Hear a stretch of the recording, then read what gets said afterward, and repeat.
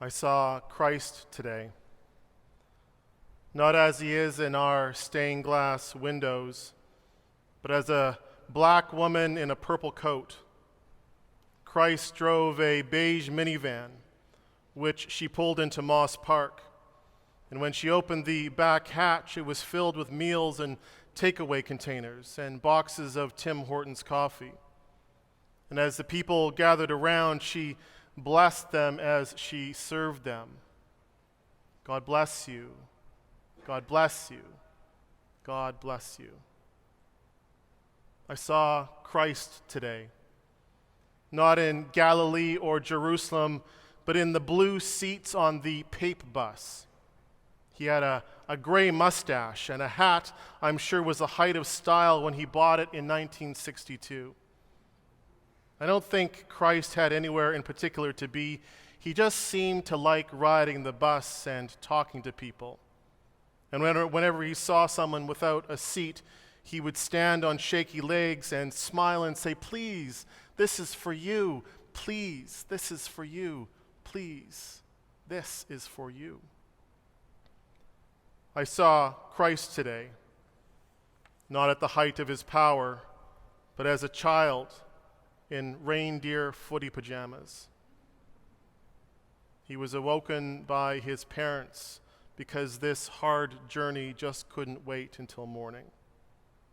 Christ was crying as he approached the hospital bed of his grandmother, and he saw the tubes and the medicines in bags. His dad lifted him up onto the bed, and Christ gave his grandmother a kiss on the cheek, and he whispered in her ear, "I love you. I love you. I love you."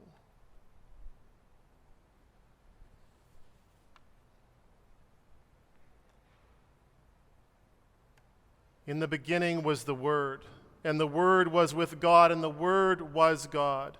He was in the beginning with God, and all things came into being through him, and without him not one thing came into being.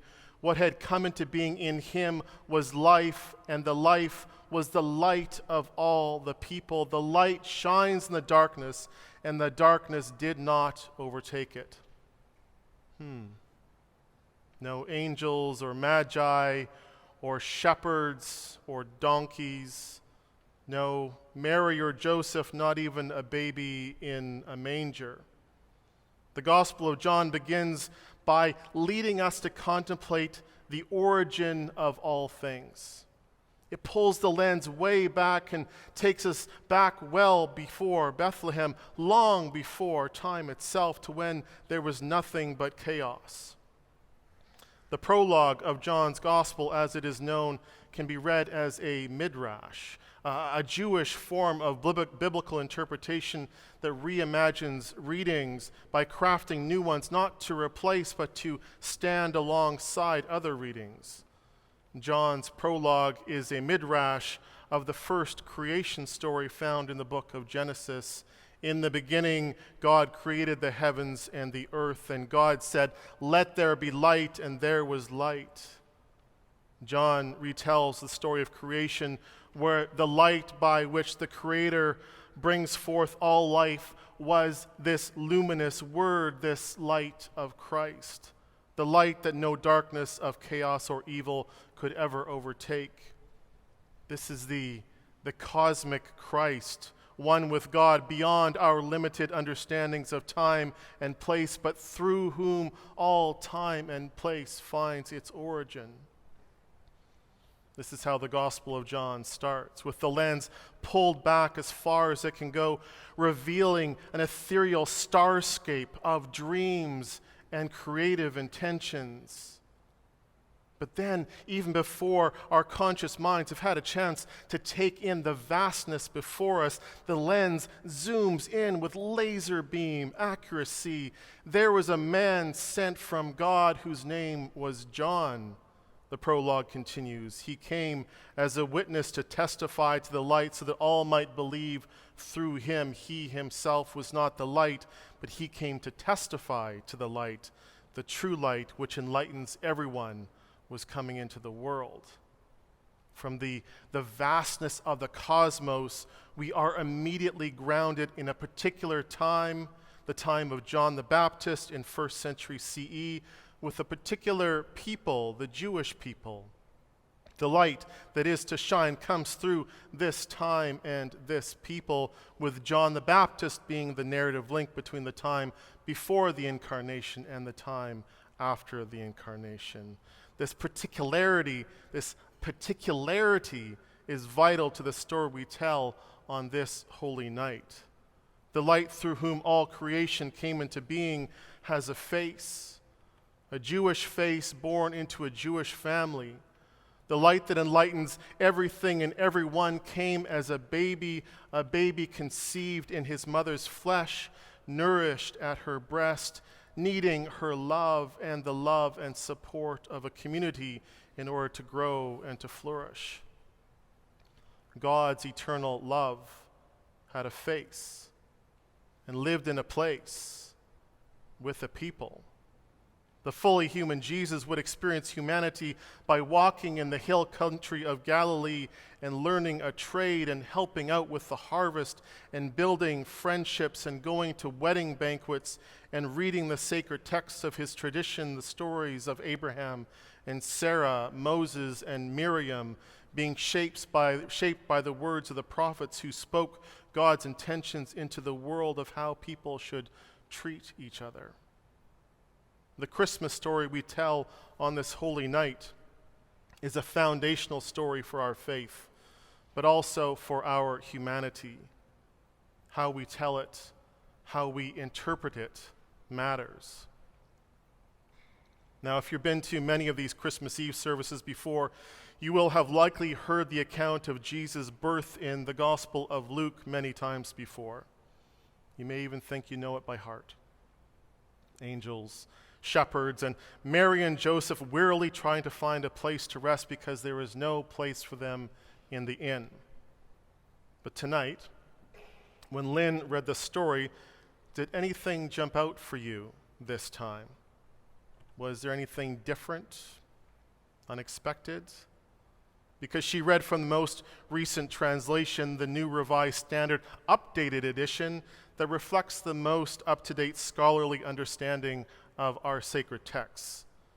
Did you hear a change from what you might remember? Here, let me read it again.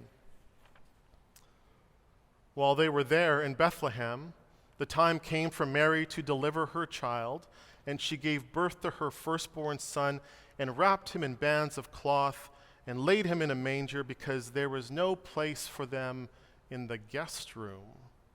Not there was no place for them in the inn, but guest room. Now, in biblical Greek, there are two words for the English word inn, one being like a hotel where the owner of a building rents out several rooms each night. And Luke uses this word in places like in Jesus' parable of the Good Samaritan, where the beaten up man is taken to an inn to recover. That's actually not the word being used here in Jesus' birth story. The Greek kataluma is actually more like an ancient version of Airbnb. In first century Israel, most people lived in a one-room structure. In that one room, there was space for living and sleeping, a fireplace, and oftentimes the animals were brought in the night into that same space for protection from thieves, but also because of the warmth the animals would give. So a manger to feed the animals would have been a commonplace piece of furniture in people's homes in that time. Now, some larger homes would also have a kataluma, an additional second-story upper room that could be rented out to travelers. In this story, Luke is telling us that it is this guest room that was already full. So when we read that Mary gave birth to her firstborn son and wrapped him in bands of cloth and laid him in a manger, this would have been in the main living space of the family who owned the home. Mary and Joseph weren't turned away. They were invited into someone's home. It is simply incorrect to think that Mary and Joseph were forced into a stable that night. They found shelter in the kindness of people. This kindness was so ordinary, so expected within that culture that Luke did not even make mention of the family whose home was used for what we consider to be the birthing of God into the world. The Christmas story is foundational for faith and for humanity, and how we tell it matters. In ancient Israel and within the Jewish faith, welcoming the weary traveler was not merely a question of good manners, but a moral and spiritual imperative. Biblical law specifically sanctified hospitality towards the stranger, for as it says in Exodus 12, you were once strangers in a strange land. The Talmud even says that welcoming guests is greater than welcoming the divine presence. This was the social and religious location that formed and shaped the human Jesus. This was the lens through which the light of Christ, which as the Gospel of John asserts, enlightens everything and everyone, was reflected like a beam through a prism into the world. Kindness, hospitality, welcoming the outsider as divine presence became central tenets to the ministry of Jesus, who taught his followers in this way in Matthew 25, I was hungry and you gave me food. I was thirsty and you gave me something to drink. I was a stranger and you welcomed me. I was naked and you gave me clothing. I was sick and you took care of me. Then the righteous will ask him, Lord, when was it that we saw you hungry and gave you food, or thirsty and gave you something to drink? And when was it that we saw you a stranger and welcomed you, or naked and gave you clothing? And the king will answer them, truly I tell you, just as you did it to one of the least of these, you did it to me. What you do to others, you do to me. God's eternal love has a face.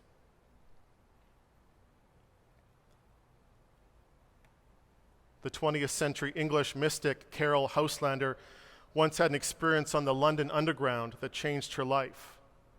She described it in this way. All sorts of people jostled together, sitting and strap hanging, workers of every description going home at the end of the day.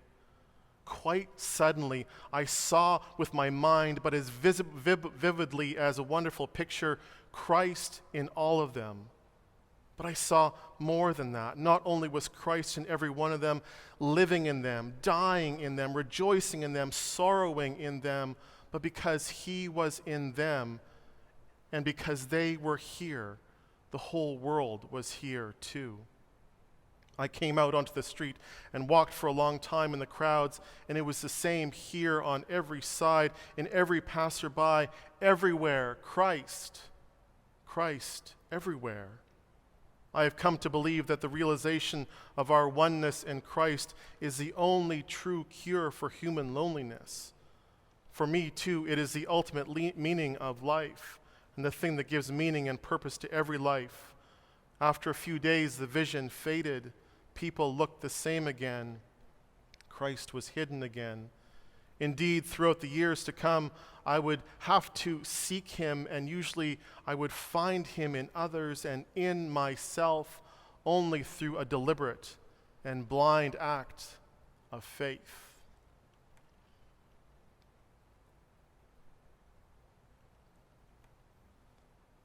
The prologue of John's Gospel says that the Word became flesh and lived among us.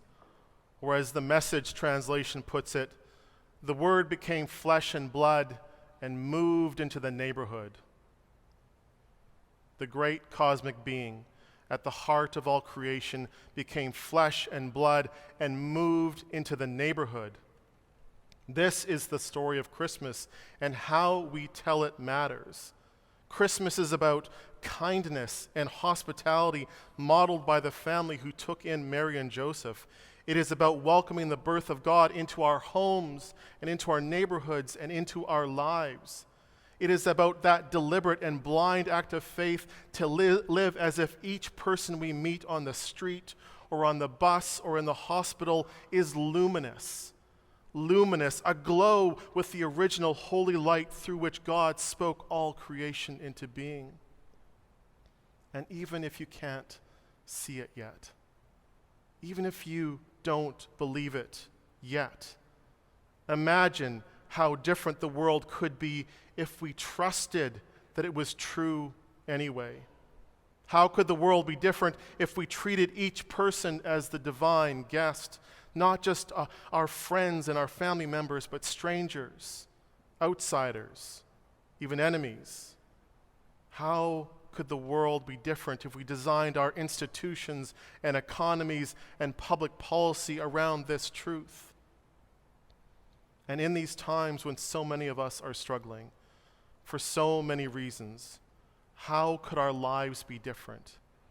How could our lives be different if we trusted that the light of Christ shines through us as well? That eternal love has a face. Eternal love has a face, and it is yours.